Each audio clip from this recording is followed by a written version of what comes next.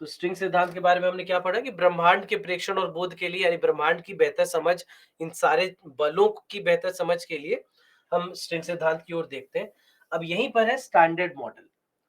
अब ये standard model क्या है, ये याद रखें कि ये जो चार मूलभूत बल है, ठीक है, इन चार मूलभूत बलों में से गुरुत्वाकर्षण बल एक ऐसा बल है जिसको हम बहुत कमजोर बल मानते हैं, बहुत ही कमजोर बल होता है। और इनकी तुलना में बाकी जो तीनों बल हैं, शक्तिशाली नाभिकीय बल, कमजोर नाभिकीय बल और विद्युत चुंबकीय बल, ये तीनों बल जो है, ये तीनों बल काफी शक्तिशाली होते हैं गुरुत्वाकर्षण की तुलना में। तो इसीलिए इन तीनों को जब हम एक साथ लेकर के चलते हैं तो इसको कहा गया है स्टैंडर्ड मॉडल। इसको हम कहते हैं कि ये भौतिकी का स्टैंडर्ड मॉडल है, यानी स्टैंडर्ड मॉडल ऑफ फिजिक्स इसको कहा जाता है। तो स्टैंडर्ड मॉडल क्या है?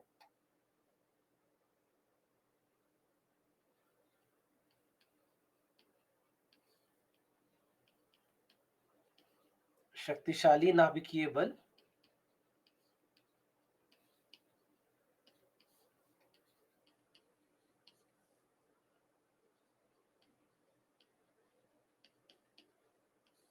कमजोर नाभिकीय बल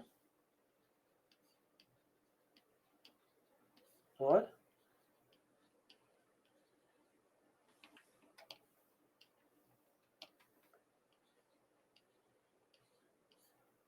विद्युत चुंबकीय बल। इन तीनों को जब हम एक साथ लेते हैं तो इन तीनों को मिलाकर ये बनता है हमारा स्टैंडर्ड मॉडल।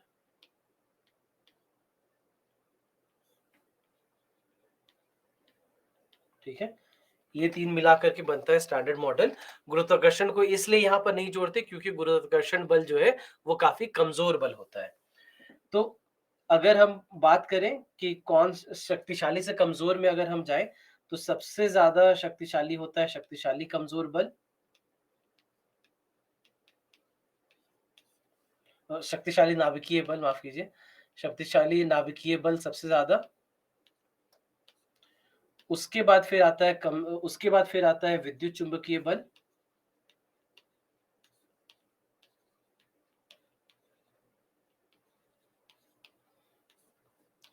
उसके बाद फिर आता है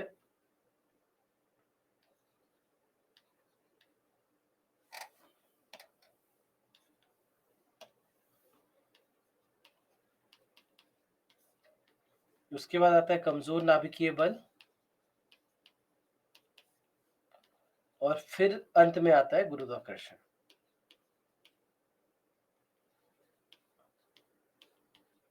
इसीलिए गुरुत्वाकर्षण बल जो है वो सबसे कमजोर होता है।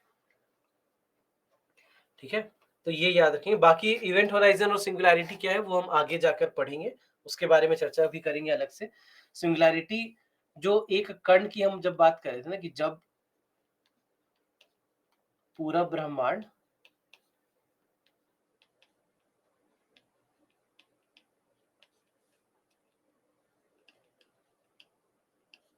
केवल एक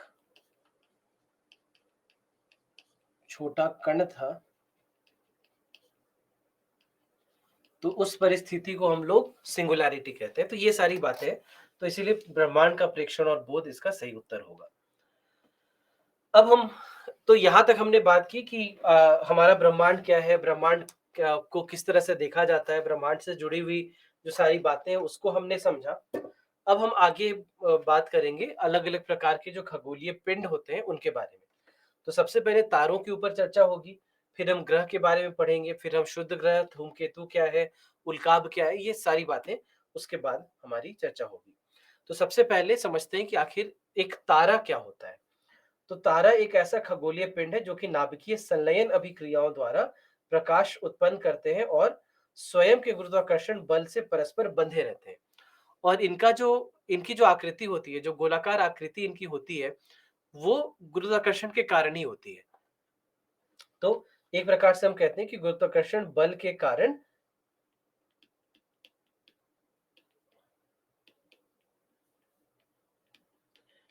गोलाकार आकृति इन्हें प्राप्त होती है। तो ये जो गोलाकार आकृति है वो क्यों है? वो गुरुत्वाकर्षण बल के कारण है। तो दो हमारे लिए प्रमुख बातें यहां पर हो जाती हैं।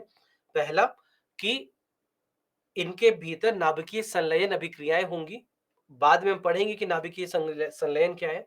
अभी के लिए बस जान लीजिए कि इनके भीतर नाभिकीय संलयन अभिक्रियाएँ होंगी, जिनके माध्यम से बहुत बड़ी मात्रा में प्रकाश और ऊर्जा यहाँ से बाहर निकलती है। और दूसरी बात हो गई कि अपने गुरुत्वाकर्षण के कारण ये बंधे रहेंगे और उसके कारण इनका एक गोलाकार इनकी आकृति होगी। तो ऐसे परिस्थिति, ऐसे जो 2 स्थितियाँ जिस भी खगोलीय पिंड में पाई जाए, उसको हम लोग तारा कह सकते हैं। अब जहाँ तक बात होती है तारे की, तो तारे की उत्पत्ति को सबसे पहले समझना ज़रूरी है कि तारे की उत्पत्ति हम मानते हैं कि ये निहारिकाओं से शुरू होता है। तो आखिर ये निहारिकाएँ क्या हैं? तो इस प्रकार आपने देखा होगा कि कई जगह पर इस प्रकार के चित्र आपने देखे होंगे। तो ये जो चित्र आपको देखने को मिल रहा है, ये निहारिकाएँ हैं, ठीक है? ये निहारिका की चित्र आपको देखने को मिल रही है और इसी निहारिका से हम कहते हैं कि यहीं पर से शुरुआत होती है। यहीं पर से तारों की शुरुआत होती है और ये जो निहारिकाएँ हैं, ये बस इतना समझ लीजिए कि अंतरिक्ष में ऐसे क्षेत्र हैं, जहाँ पर कई सारे गैस, धूल के कण, हाइड्रोजन, हीलियम वगैरह ये सारे बस बिखरे पड़े होते हैं, ठीक है? ये सारे बस बिखरे हुए होते हैं, तो वैसे सारे क्षेत्र को हम क्या कहते हैं? वैसे क्षेत्र को हम निहारिका कहते हैं। तो नेब्यूला कहा जाता है अंग्रेजी में। तो नेब्यूला यानी निहारिकाएँ हैं जहाँ से तारों की उत्पत्ति शुरू होती है। कि पहले ये सारे जो गैस हैं, धूल के कण वगैरह हैं, ये क्या होगा ये पास आएँगे। जैसे जैसे हाइड्रोजन, हीलियम है, तो हाइड्रोजन हीलियम में परिवर्तित होगा। इस प्रकार की स यहाँ पर स्थितियाँ बनेंगी। धीरे-धीरे यहाँ पर हम देखेंगे कि ये जो है, ये एक छोटा-सा बॉल जैसा बन जाता है, एक गोल गोल सा बन जाता है और उसके बाद इसका जो द्रव्यमान है, इसके कारण अगल-बगल के जितने भी कण होंगे, वे इस पे खींचते चले आएँगे क्योंकि जैसे ही ये एक बॉल बना, तो इसका खुद का गुरुत्वाकर्षण होगा। जैसे ये गेंद गेंद जैसा जैसे ही बना तो गुरुत्वाकर्षण होगा। तो गुरुत्वाकर्षण होगा तो बाकी आस-पास के सारे कण, धूल वगैरह जो होंगे, वो सब इसमें खींचते चले जाएँगे। तो धीरे-धीरे ये बड़ा होता चला जाएगा। अब जैसे-जैसे बड़ा होता चला जाएगा, इसके मध्य में हम देखेंगे कि नाभिकीय संलयन अभिक्रियाएँ होती चली जाएँगी और फिर कुछ समय में, कुछ वर्षों में, कुछ लाख वर्षों में कह लीजिए कि हो सकता है कि ये एक तारे का तारे की आकृति यह ले ले। तो शुरुआत निहारिकाओं से होती है, तो गुरुत्वाकर्षण के प्रभाव से जब निहारिका धूल व गैस के कण एकत्रित होते हैं, तब आदि तारे या प्रोटोस्टार का निर्माण होता है और उसके बाद फिर ये जो धूल और हाइड्रोजन गैस के ये बादल हैं, अपने गुरुत्वाकर्षण के अधीन ये ढह जाते हैं और धीरे-धीरे फिर हमें देखने को मिलता है कि यहाँ पर से तारों का निर्माण हम होते हुए देखते हैं। तो इसीलिए निहारिका क्या है? इस ये भी याद रखें कि निहारिकाओं की जब हम बात करें तो निहारिका क्या है? अंतरिक्ष में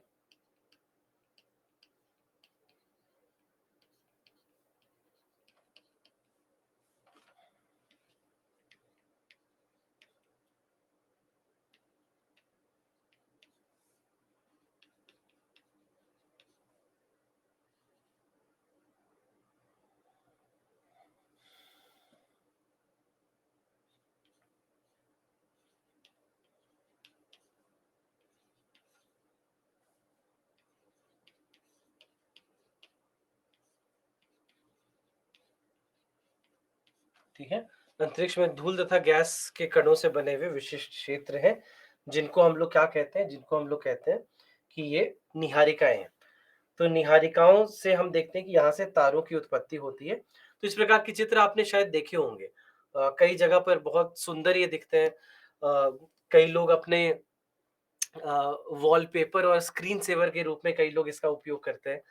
तो ये सबसे ज़्यादा इसीलिए आपको याद रखना होगा कि यहीं से शुरुआत होती है और फिर धीरे-धीरे ये प्रक्रिया चलती चली जाती है और अंततः तारों का निर्माण यहाँ से हो जाता है। अब तारों का निर्माण तो हो जाता है, तारों के निर्माण के बाद एक बहुत महत्वपूर्ण बात जो हमें समझना है, वो है कि आखिर तारों का जीवन चक्र क्या होता है? तारों का जीवन चक्र कैसा होता है, इस बात को भी समझना ज़रूरी है। अब जहाँ तक तारों की बात करते हैं, तो एक मान लीजिए एक मैं आपसे प्रश्न पूछता हूँ चलिए यहाँ पर, कि एक मैं प्रश्न पूछता हूँ। आपको ये तो पता ही है कि हमारा जो सूर्य है वो भी एक तारा है, इतना तो आप जानते हैं। तो मेरा प्रश्न ये है कि जब सूर्य की मृत्यु होगी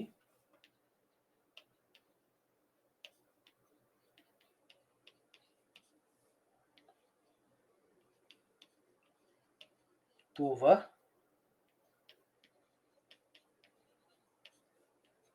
ब्लैक होल यानी कृष्ण विवर में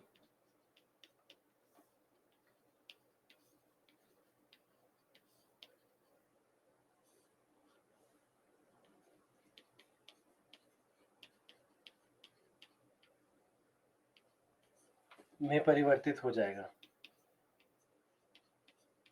इसका उत्तर हाँ है या ना है। तो जल्दी से मैं पोल लॉन्च कर रहा हूं, जल्दी से आप इसका उत्तर दीजिए। इसका उत्तर हाँ है या ना है कि जब सूर्य की मृत्यु होगी तो वो ब्लैक होल में परिवर्तित हो जाएगा। ये बात सच है या नहीं है?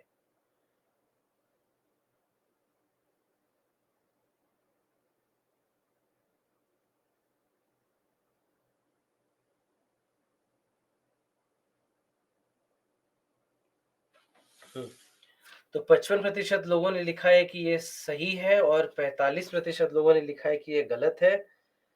इसका उत्तर है कि ये गलत है। जब सूर्य की मृत्यु होगी तो वो ब्लैक होल में परिवर्तित नहीं होगा। अब ये एक बात ध्यान रखें कि कई बार क्या होता है कि कुछ बातें जो हमने सुनी होती हैं और उसके बारे में हमें बहुत ज्यादा पता नहीं होता, तो ऊपर ऊपर से हमें बस उसका ज्ञान होता है कि आपने यह सुना होगा कि ब्लैक होल का निर्माण तब होता है जब किसी तारे की मृत्यु होती है।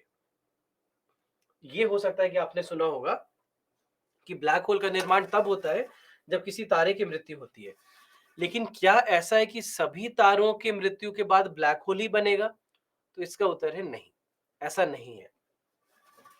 कुछ ही तारे होते हैं जिनकी मृत्यु पर ब्लैक होल बनेंगे। सारे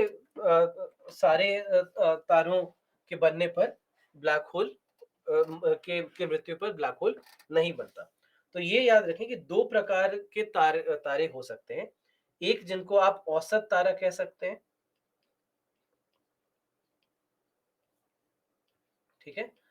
एक आप इसको औसत तारा यानी एवरेज स्टार कहते हैं, और दूसरा मैसिव स्टार है जिसको आप एक प्रकार से भारी तारा कह सकते हैं, ठीक है। औसत तारा, हमारा सूर्य जो है वो एक औसत तारा है। तो औसत तारा जो है वो पहले लाल दानव में परिवर्तित होता है। लाल दानव में पहले परिवर्तित होता है। उसके बाद फिर हम देखते हैं कि यह एक और निहारिका बनाता है जिसको हम ग्रहीय निहारिका कहते हैं। अब देखिए, ग्रहीय निहारिका का ग्रह से कोई संबंध नहीं है। ऐसा नहीं कि बिल्कुल कि इससे ग्रह का निर्माण होगा, नहीं। क्योंकि ये एक प्रकार के ग्रह जैसा दिखता है, इसीलिए इसे ग्रहीय तारा कहा जाता है। ग्रहीय निहारिका इसे कहा जाता है, अन्यथा इसका ग्रह से कोई संबंध नहीं है। और अंततः हम क्या देख रहे हैं यहाँ पर कि ये एक श्वेत वामन में परिवर्तित हो रहा है। यह एक श्वेत वामन में परिवर्तित हो रहा है। तो हमारा सूर्य, जब सूर्य की मृत्यु होगी तो वह श्वेत वामन में परिवर्तित होगा, ठीक है। ब्लैक होल में नहीं परिवर्तित होगा, श्वेत वामन में परिवर्तित होगा। तो इसीलिए इसका उत्तर क्या है? इसका उत्तर है श्वेत वामन, कि यह सूर्य की जब मृत्यु होगी तो वह एक श्वेत वामन में परिवर्तित होगा। जो भी भारी तारे होते हैं, भारी तारे जो है पहले वो लाल महादानव में परिवर्तित होंगे,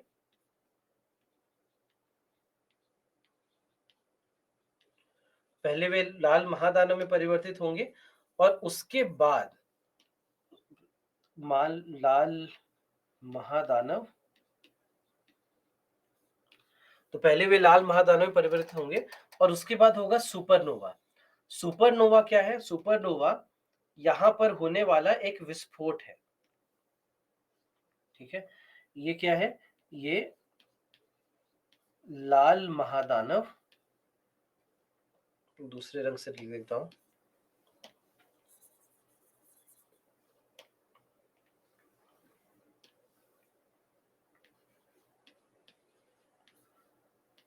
लाल महादानव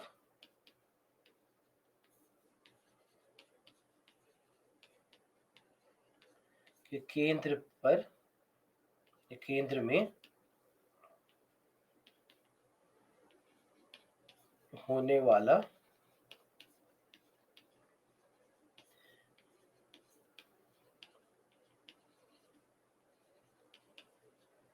एक विशालकाय विस्फोट।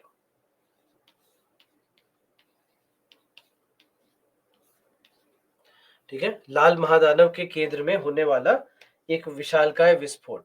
तो इसको क्या है, ये है जिसको हम क्या कह रहे हैं, इसको हम लोग सुपरनोवा कहते हैं। और इस सुपरनोवा के बाद या तो न्यूट्रॉन तारा बनता है और या तो ब्लैक होल बनता है। तो जो भारी तारे होते हैं, जो विशालकाय तारे होते हैं, उसके लिए भी ये आवश्यक नहीं है कि वे हमेशा बाद में ब्लैक होल ही बनाएंगे। वो न्यूट्रॉन तारे भी बना सकते हैं और वो ब्लैक होल भी बना सकते हैं। और यही जो सुपरनोवा होता है, ये जो सुपरनोवा है, ये याद कीजिए हमने न्यूट्रिनो के बारे में पढ़ा था।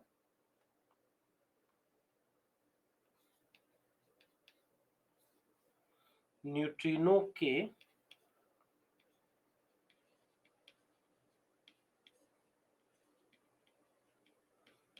सबसे बड़े स्रोत के रूप में हम इसे देखते हैं।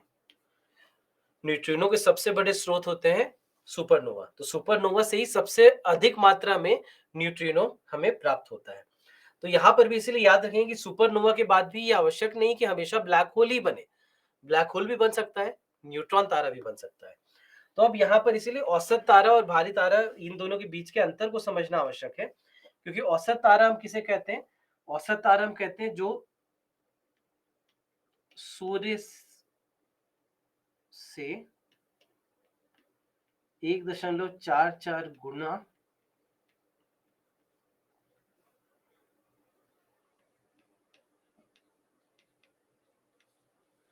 द्रव्यमान वाले तारे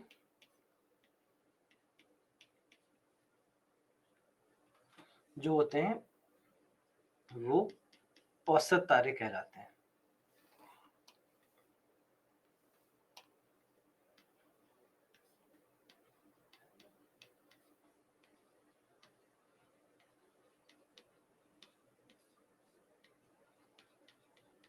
ठीक है, तो 1.44 गुना तक जिनका भी द्रव्यमान होगा उनको हम लोग औसत तारा कहेंगे। उससे ज्यादा द्रव्यमान जिसका होगा उसको हम लोग भारी तारा कह सकते हैं। ठीक है, तो ये देखा जाता है। तो ये तारे का एक जीवन चक्र इस प्रकार से होता है। तो इसलिए इन सारी बातों को समझिए, ये सारी स्थितियां जो है इनको आप समझिए। यहां से भी एक प्रश्न है जो आपसे पूछा जा चुका है एक बार, 2009 में ये प्रश्न पूछा गया था। अपने प्रश्नों को, इस प्रश्न को पढ़ लीजिए, उसके बाद फिर आप अपने उत्तर को भी अंकित कीजिए।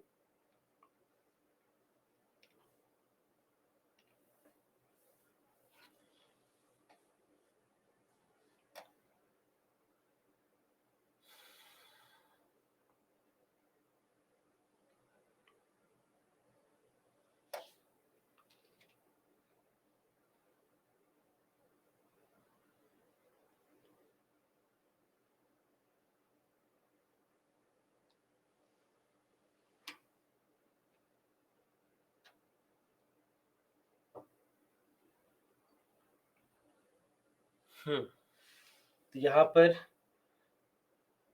38% लोगों ने ए लिखा है, 29% लोगों ने बी लिखा है, 25% सी और 8% डी। तो सही उत्तर इसका है बी, एस चंद्रशेखर, भारतीय वैज्ञानिक। ठीक है, तो इन्होंने ही सिद्ध किया था कि सूर्य के द्रव्यमान के 1.44 गुना तक से कम द्रव्यमान वाले तारे मृत होकर श्वेत वामन बनाते हैं, यानी व्हाइट ड्वार्फ बन जाते हैं। तो इसीलिए इसको ना चंद्रशेखर सीमा कहा जाता है। अगर आपने सुना होगा चंद्रशेखर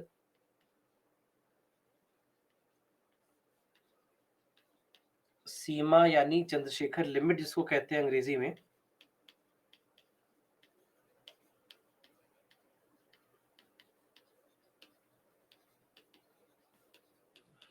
तो यही चंद्रशेखर लिमिट है, यही चंद्रशेखर सीमा है 1.44। क्योंकि उन्होंने ही सबसे पहले प्रमाणित किया था कि यहां तक के जो भी तारे होंगे वे औसत तारे हैं, और उसके ऊपर जो होगा वो जाकर के हो सकता है कि ब्लैक होल बनाए, परंतु इस तक जो भी तारे होंगे वो श्वेत वामन ही बनाएंगे, वो ब्लैक होल नहीं बनाएंगे। तो सबसे पहले इन्होंने ही इसे प्रमाणित किया था। तो इसीलिए इन्हीं के नाम पर इस सीमा को इसका नाम रखा गया। फिर हम बात करते हैं कृष्ण विवर यानी ब्लैक होल की। अब देखिए ब्लैक होल के बारे में अगर हम चर्चा करें तो ब्लैक होल की चित्र अगर आप गूगल पे सर्च करेंगे ना तो बड़े अलग अलग प्रकार के आपको बहुत सुंदर सुंदर चित्र देखने को मिलता है। तो बहुत दिन तक हमें यही लगता था कि ब्लैक होल जब भी दिखेगा तो ब्लैक होल ऐसा दिखता होगा जैसा आप इस पहले चित्र में जो देख रहे हैं, लगता था हमें कि ऐसा दिखता होगा।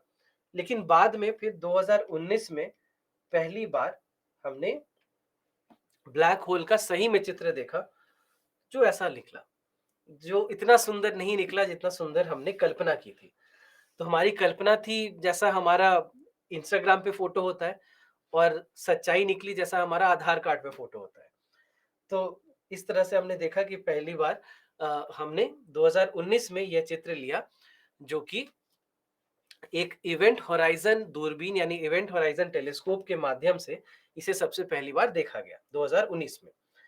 तो यहाँ पर से ब्लैक पहली बार ब्लैक होल देखा गया। तो अब ये ब्लैक होल होता क्या है इसको हम लोग समझते हैं कि कृष्ण विवर यानी ब्लैक होल को ब्लैक होल क्यों कह रहे हैं। तो ब्लैक यानी कृष्ण यानी काला और होल मतलब विवर। तो अब यहाँ पर समझिए कि क्यों इन दो शब्दों का उपयोग किया जा रहा है। क्योंकि जब हम ब्लैक होल की बात करते हैं तो इस तरह से ये समझ लीजिए कि ऐसा दिखता है ब्लैक होल। तो जहां तक हम बात कर रहे हैं ये ब्लैक होल की, तो ब्लैक होल को बिल्कुल आप एक कुएं की तरह समझिए। जैसा एक कुआं होता है उस तरह से समझिए। तो अब कुएं में आपको पता होगा कि कुएं की चारों तरफ सामान्यतः हमें कोई ना कोई दीवार देखने को मिलती है ना। चारों तरफ एक दीवार बना हुआ होगा जो कि कुएं को अंकित करता है कि आप ताकि कोई कुएं में जाकर गिर ना जाए। तो इस बात से इससे बचने के लिए उस प्रकार की दीवार होती है।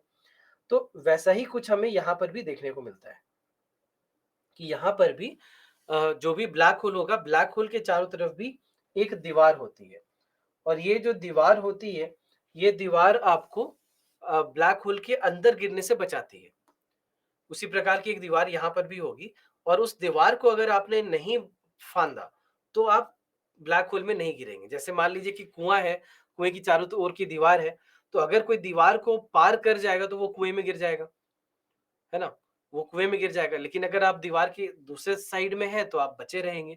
वैसा ही कुछ यहाँ पर भी देखने को मिलता है कि यहाँ पर भी ये जो ब्लैक होल होगा, इस ब्लैक होल के चारों तरफ भी एक दीवार होगी और इस दीवार को जो भी पिंड, जो भी कण, जो भी ऊर्जा अगर इस दीवार को पार कर जाए, तो फिर वह ब्लैक होल के भीतर जाकर गिर जाएगा। तो कुछ इस प्रकार से हम देखते हैं होता हुआ। तो जहां तक तो कुछ ऐसा आपको देखने को मिलेगा। तो यह जो दीवार है, इसको हम लोग क्या कहते हैं? इसको हम लोग कहते हैं इवेंट होराइजन। ये जो दीवार है, इसी दीवार को कहा जाता है क्या? इसको कहा जाता है इवेंट होराइजन।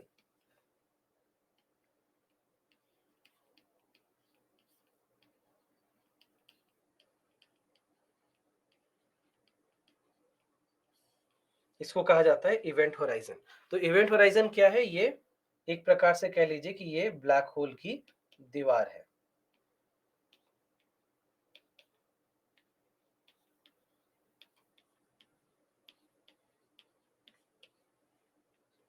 ये ब्लैक होल की दीवार है और ब्लैक होल का जो केंद्र होता है इसको हम लोग सिंगुलैरिटी कहते हैं। तो याद कीजिए सिंगुलैरिटी हमने देखा था वहां पर भी।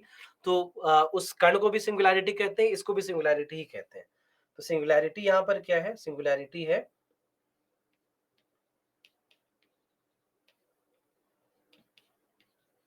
ब्लैक होल का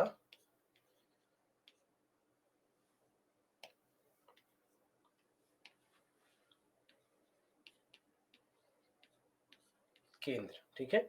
तो ब्लैक होल का जो केंद्र है उसको क्या कहेंगे? उसको हम लोग सिंगुलैरिटी कहेंगे। तो ब्लैक होल कुछ इस प्रकार का दिखता है। अब ब्लैक होल को हम लोग ब्लैक होल क्यों कह रहे हैं? होल क्यों कह रहे हैं समझ में आ गया आपको?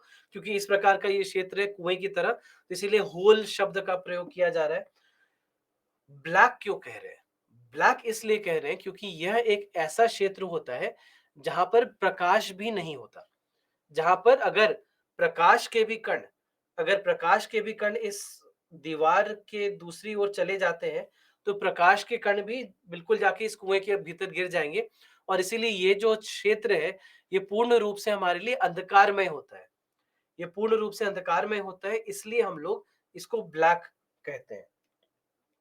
तो इसीलिए याद रखें कि ब्लैक क्यों कहा जा रहा है। ब्लैक इसलिए कहा जा रहा है क्योंकि यहां पर प्रकाश की अनुपस्थिति होती है।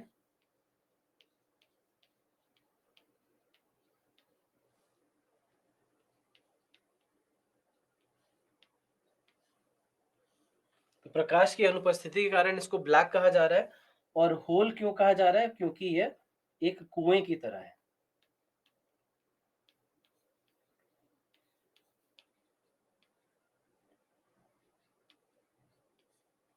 क्योंकि ये बिल्कुल एक कुएं की तरह है, इसलिए इसको ब्लैक होल कहा जा रहा है। ठीक है, तो इस बात को आप समझिए। तो इसीलिए ये दिखाई नहीं देते। तो आप यहाँ पर भी ये जो चित्र भी जो हमने लिया, ये चित्र क्या है? इस चित्र में आप देख क्या पा रहे हैं? आप दीवार देख पा रहे हैं। इस दीवार के भीतर क्या है ये तो अभी भी हम नहीं देख पा रहे, है ना? भीतर का जो भाग का जो भीतर का जो भाग है, ये तो हमारे लिए अभी भी अदृश्य है। तो अभी भी जो चित्र हमने लिया, चित्र आप एक प्रकार से कह सकते हैं कि दीवार का चित्र हमने लिया, क्योंकि यहाँ पर प्रकाश है, जो प्रकाश हम देख पा रहे हैं, और ये पहली बार इवेंट होराइजन टेलीस्कोप के माध्यम से हम देख पाए। पहली बार इवेंट होराइजन टेलीस्कोप के माध्यम से हम इसे देख पाए। तो ये वर्ष 2019 में M87 नाम का ब्लैक होल है, जिसके पहली बार चित्र लिया गया। जब हम बात करते हैं हमारी आकाशगंगा की, जो मिल्की वे गैलेक्सी, जो हमारी खुद की आकाशगंगा है, तो वहां पर आपको यह देखने को मिलेगा कि इस आकाशगंगा के केंद्र में भी सैजिटेरियस ए स्टार, जिसको धनु ए स्टार भी कहते हैं, इसका ऐसा भी एक यहाँ पर हमें ब्लैक होल देखने को मिलता है, क्योंकि इसका दूसरा चित्र लिया गया। दूसरा चित्र जो हमने लिया, ये 2021 में दूसरा चित्र लिया गया था, और 2022 में, पिछले ही साल लिया गया था, 21 नहीं, 2022 में, पिछले साल इसका दूसरा चित्र जो है हमने लिया। तो पहला चित्र जो है हमने लिया वो M87 का लिया। दूसरा चित्र, M87 हमारे आकाशगंगा के बाहर है। दूसरा चित्र हमने लिया सैजिटेरियस ए स्टार यानी धनु ए स्टार का, जो कि बहुत ही विशाल ब्लैक होल है, जिसका द्रव्यमान सूर्य की द्रव्यमान की तुलना में 40 लाख गुना है। तो सूर्य से 40 लाख गुना इसका द्रव्यमान है। तो ये जो है, ये हमारी आकाशगंगा, जो मिल्की वे आकाशगंगा है, इसके केंद्र में ये पाया जाता है। अच्छा, एक मैं ये आया था, कोई यहाँ पर ऐसा भी जो कौन बनेगा करोड़पति देखता है। अभी हाल ही में एक आए थे कौन बनेगा करोड़पति में, जिसने 1 लाख सॉरी 1 करोड़ रुपए जीता था। तो 1 करोड़ रुपए इन्होंने जीता, और 25 लाख का प्रश्न ये था। बताएंगे आंसर? तो आप मेरे हिसाब से आप बता सकते हैं। पूछूं मैं? 30 सेकंड का समय दूं आपको, जल्दी से बताइए क्या है आंसर इसका।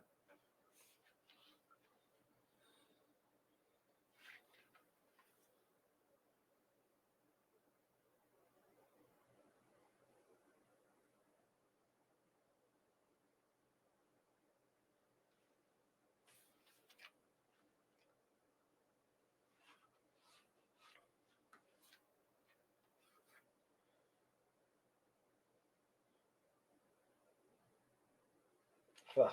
तो 82% लोगों ने अंकित किया है ए, जो कि बिल्कुल सही है उत्तर। तो आप भी वहां बैठे होते तो आपको 25 लाख मिलते। मेरे औकात के बाहर है 25 लाख देना। जो लोग यहाँ पर पूछ रहे हैं कि 25 लाख मिलेंगे कि नहीं, तो मेरे तरफ से बस आपको शुभकामनाएं ही मिल सकती है, उससे ज्यादा कुछ नहीं। तो ये 25 लाख का प्रश्न अभी 2 सप्ताह पहले, 2-3 सप्ताह पहले, अगर आप में से कोई देखता होगा करोड़ कौन बनेगा करोड़पति, तो शायद आपने देखा होगा कि इन्होंने 1 करोड़ रुपए जीते थे। ये भी आप लोग की तरह ही एक अभ्यर्थी हैं, इसलिए 1 करोड़ तक पहुंच गए। सारे प्रश्नों का उत्तर इन्हें पता था, सब करंट अफेयर्स इनका पढ़ा हुआ था, तो बड़े आराम से 1 करोड़ तक पहुंच गए थे। तो 25 लाख का ये प्रश्न उनसे पूछा गया था। है। आगे हम बात करते हैं गुरुत्वाकर्षण तरंगों के बारे में। तो ब्लैक होल क्या है ये समझ गए। ब्लैक होल बस एक ऐसा क्षेत्र है जो जहां पर का गुरुत्वाकर्षण बल इतना प्रबल है इतना अधिक है, इतना शक्तिशाली है कि प्रकाश के भी जो कण हैं, वो भी पार नहीं कर पाते, वो भी इसकी तरफ खिंच जाते हैं। तो कोई भी आस-पास का कोई भी खगोलीय पिंड हो, कोई भी पदार्थ हो, कोई भी धूल के कण हो, प्रकाश ही क्यों ना हो, प्रकाश के कण भी इसके भीतर गिर जाते हैं क्योंकि इस क्षेत्र का गुरुत्वाकर्षण बल बहुत शक्तिशाली होता है, बहुत प्रबल होता है। तो ये हो गया ब्लैक होल। अब हम आते हैं गुरुत्वाकर्षण तरंग पर। तो गुरुत्वाकर्षण तरंगों के बारे में समझते हैं कि आखिर ये गुरुत्वाकर्षण तरंग या गुरुत्वीय तरंगे भी इसको कह सकते हैं आप। तो आखिर ये गुरुत्वीय तरंगी या गुरुत्वाकर्षण तरंगी क्या होती है? तो जहां तक बात है गुरुत्वाकर्षण तरंगे यानी गुरुत्वीय तरंगों की, तो यहाँ पर मैं लिख देता हूँ, कई जगह पर आपको गुरुत्वीय तरंगे भी दिखे लिखे हुए मिलेंगे, गुरुत्वीय तरंगे।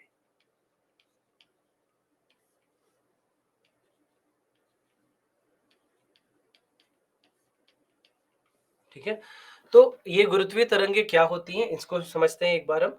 तो ये एक, जब भी हम ब्रह्मांड के बारे में या ब्रह्मांड की संरचना के बारे में जब हम सोचते हैं, तो इसको बिल्कुल एक जाल की तरह हम लोग देखते हैं। जैसे यहाँ पर आपको इस चित्र में देखने को मिल रहा है अपने स्क्रीन पर, एक बिल्कुल एक जाल की तरह देखते हैं। आप समझिए जैसे फुटबॉल का गोल पोस्ट होता है, फुटबॉल का नेट जो होता है, गोल पोस्ट जो होता है, उसमें आप क्या देखते हैं कि मान लीजिए कि किसी ने अगर फुटबॉल मारा उसमें, तो जैसे ही उसमें कोई फुटबॉल मारता है, तो फुटबॉल मारते ही क्या होगा कि जैसे ही जाकर के वो उस जाले से टकराएगा, तो इस जाले में, इस नेट में आप देखेंगे कि यहाँ पर तरंगे पैदा होती हैं। देखा होगा आपने, तरंगे पैदा होंगी वहां पर। अब जितना भारी गेंद होगा उतनी ज्यादा तरंगे होंगी पैदा। मान लीजिए कि आप बिल्कुल हल्का सा कागज का बना हुआ, मान लीजिए कि कागज का बना हुआ कोई फुटबॉल है, आप उसको अगर आप किक करते हैं फुटबॉल गोल पोस्ट पर, तो क्या होगा, टकराएंगे भी तो बहुत ज्यादा उसमें से तरंगे नहीं निकलेंगी। दूसरी तरफ मान लीजिए कि आपके पास जो फुटबॉल है वो लोहे का बना हुआ है, तो लोहे का बना हुआ फुटबॉल है आपके पास, और उसको आप अगर मारते हैं, तो आप अगर उसको मारेंगे तो क्या होगा, पहले तो आपका पैर टूट जाएगा, लेकिन उसके बाद जब जाएगा वो, जब जाले से टकराएगा, तो फिर जाकर के इसमें जो तरंगे पैदा होंगी वो बहुत तीव्र तरंगे होंगी, है ना? तो यहाँ पर पूरे ब्रह्मांड में भी कुछ ऐसा ही हमें देखने को मिलता है कि पूरे ब्रह्मांड को हम मान रहे हैं क्या, कि ये बिल्कुल एक जाले की तरह है, नेट की तरह है। अब इसमें जो भी बहुत विशालकाय होगा, मान लीजिए कि जब हम पूरे एक आकाश गंगा की बात कर रहे हैं, जहाँ पे कई सारे तारे हैं, लाखों तारे एक साथ हैं, तो उसका तो द्रव्यमान बहुत अधिक है, तो उसके कारण इस जाल पर भार बहुत ज्यादा पड़ेगा। और अगर केवल एक पृथ्वी है, तो पृथ्वी से पड़ने वाला जो भार है वो बहुत कम होगा। तो यहाँ पर से जो तरंगे निकलेंगी, अगर मान लीजिए कि कोई, अगर द्रव्यमान बहुत अधिक है, तो तरंगे जो होंगी वो काफी तीव्र तरंगे होंगी, बड़ी तरंगे होंगी। और अगर कोई एक ग्रह है, जैसे पृथ्वी जैसा कोई एक ग्रह है, या कोई एक ही तारा भी है, तो उसका द्रव्यमान इस तुलना में बहुत कम है। तो पूरे ब्रह्मांड में जब भी कुछ बहुत ऊर्जावान होता है, जब भी बहुत तीव्र या ऊर्जावान घटनाएं होती हैं, जैसे ब्लैक होल की टक्कर, सुपरनोवा, न्यूट्रॉन तारों की टक्कर इत्यादि, या फिर कई बार विलय हो जाता है, ब्लैक होल का विलय हो जाता है आकाश गंगाओं का। तो इस प्रकार की जो भी ऐसी घटनाएं हैं जो कि काफी ज्यादा, जिनका द्रव्यमान बहुत ज्यादा है, जो कि बहुत ज्यादा ऊर्जावान है, वैसी जो भी घटनाएं होंगी, वहां पर से गुरुत्वीय तरंगे हमें प्राप्त होती है। वहां पर से तरंगे होंगी जो निकलेंगी और बहुत दूर तक वो गमन करेंगी, बहुत लंबी दूरी तक वो गमन करेंगी। तो वैसे में इनको गुरुत्वीय तरंगे कहा जाता है, क्योंकि गुरुत्वाकर्षण के कारण निकलने वाली ये तरंगे हैं। जितना अधिक गुरुत्वाकर्षण होगा, उतनी बड़ी तरंगे होंगी। तो इसलिए ऐसे